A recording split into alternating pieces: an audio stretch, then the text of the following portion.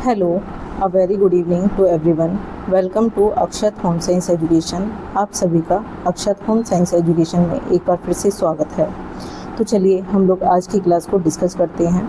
जैसा कि आप लोगों को पता है, हम लोग यूपीजीडीसी मेंस की प्रिपरेशन कर रहे हैं, जिसके लिए हम आपको डेली सिलेबस के according point wise most expected questions provide करते हैं।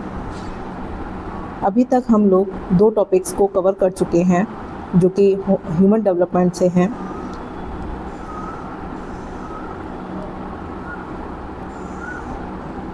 जिसमें ह्यूमन डेवलपमेंट के इंट्रोडक्शन और कॉन्सेप्ट से रिलेटेड क्वेश्चंस हम लोग कर चुके हैं। ग्रोथ एंड डेवलपमेंट, वृद्धि एवं विकास से रिलेटेड क्वेश्चंस को हम देख चुके हैं।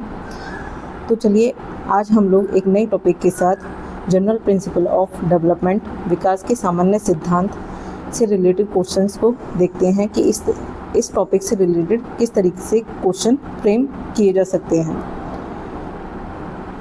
तो चलिए क्वेश्चन 1 को देखते हैं। विकास के प्रमुख नियमों का विस्तार में वर्णन कीजिए।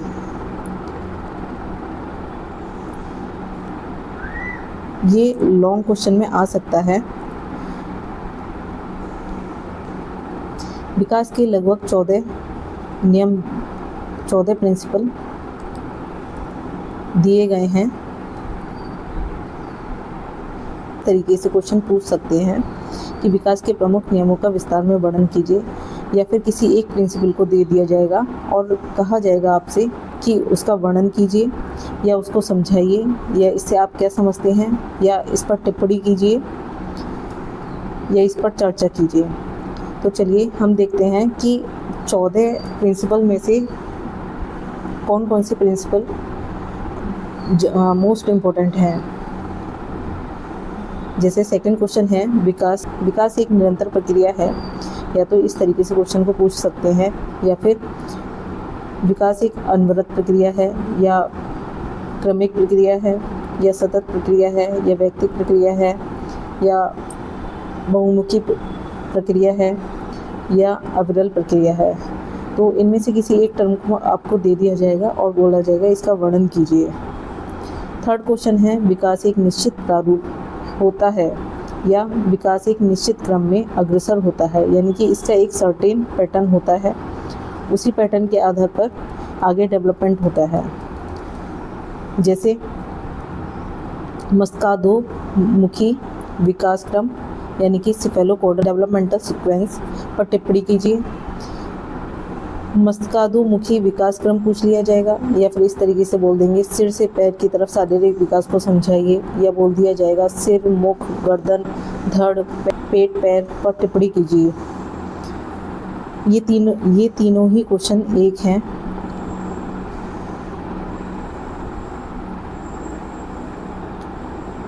सेवंथ क्वेश्चन आपको इस तरीके से पूछ लिया जाएगा कि निकट दूर विकास क्रम से आप क्या समझते हैं, यानी कि प्रॉक्सिमो डिस्टल डेवलपमेंट सीक्वेंस से आप क्या समझते हैं। बच्चों में सन्निकट दूरस्थ विकास क्रम की संकल्पना समझाइए, या पूछ लिया जाएगा विकास का केंद्रीय रेखा से बाहर की ओर बढ़ना का संक्षिप्त वर्णन कीजिए, या पूछ लिया जाएगा केंद्र से परिधि की ओर, या इसकी जगह विकास का हाथों से पहले बाहों का उपयोग करना, या कंधा, कोहनी, कलाई, हथेली, उंगलियों का विकास।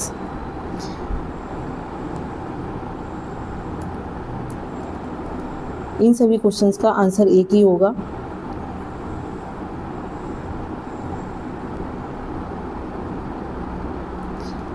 आगे और कौन से प्रिंसिपल पूछे जा सकते हैं। विकास में व्यक्तिगत भिन्नताएं होती हैं पर चर्चा कीजिए। विकास सामान्य से विशिष्ट की ओर होता है, से क्या तात्पर्य है। विकास अवस्थाओं के द्वारा अग्रसर होता है, से आप क्या समझते हैं। विकास अधिगम और परिपक्वता का परिणाम है का वर्णन कीजिए। विकास प्रतिमानों की भविष्यवाणी की जा सकती है पर टिप्पणी कीजिए। ये इस टॉपिक से रिलेटेड यही क्वेश्चंस मोस्ट इम्पोर्टेंट हैं।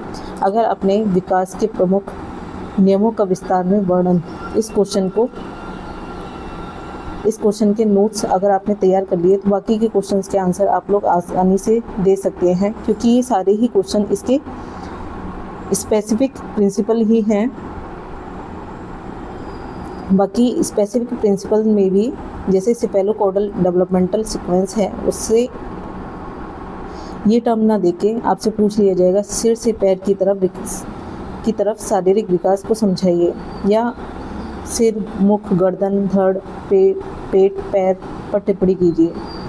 तो ये क्वेश्चन तो यही है, बट पूछने का तरीका अलग अलग है।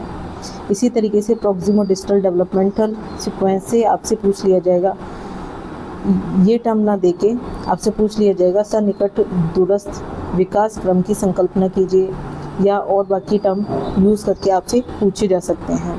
बाकी अलग अलग प्रिंसिपल्स को आपसे पूछा जा सकता है।